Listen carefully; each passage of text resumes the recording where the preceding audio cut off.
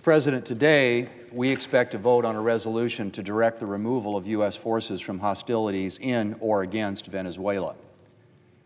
Even though the U.S. is not currently engaged in hostilities in or against Venezuela. That's right, Mr. President, we have no troops on the ground in Venezuela. We're not currently conducting military operations there. But Democrats are taking up this bill because their anti-Trump hysteria knows no bounds. Here are the facts, Mr. President. Nicolas Maduro is a narco-terrorist who helped lead the so-called Cartel of the Suns.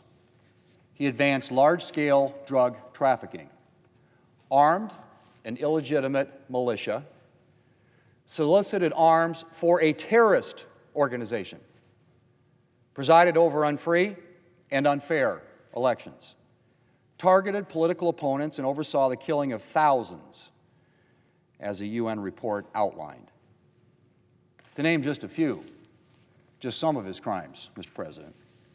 The United States did not recognize him as the legitimate leader of Venezuela. Neither did the European Union. And he was a fugitive of the United States justice system.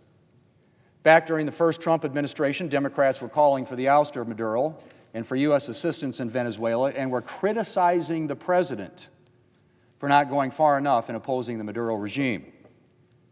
President Biden raised the reward for information leading to the arrest or conviction of Maduro to $25 million. But then President Trump directs an isolated special forces raid in support of a valid warrant to capture Maduro so that he can be tried for drug crimes, and Democrats are falling all over themselves to criticize the seizure and arrest of this international criminal. Talk about Trump derangement syndrome.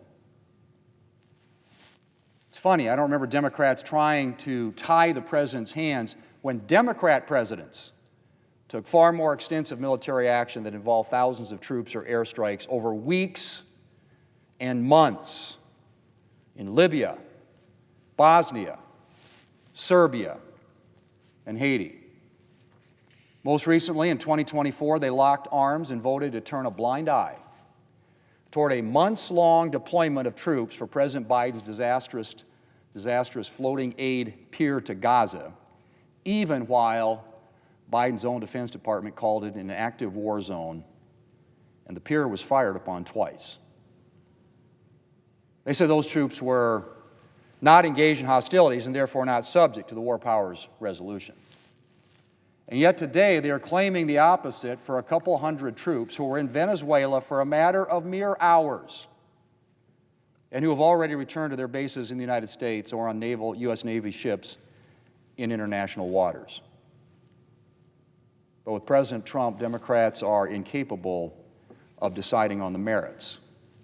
They reflexively oppose anything he does or says, even when it contradicts or is in tension with their own prior opinions. Whatever the outcome of this process, Mr. President, I trust that the Trump administration will continue to work to combat the terrible scourge of illegal drugs and to keep our nation and our communities safe.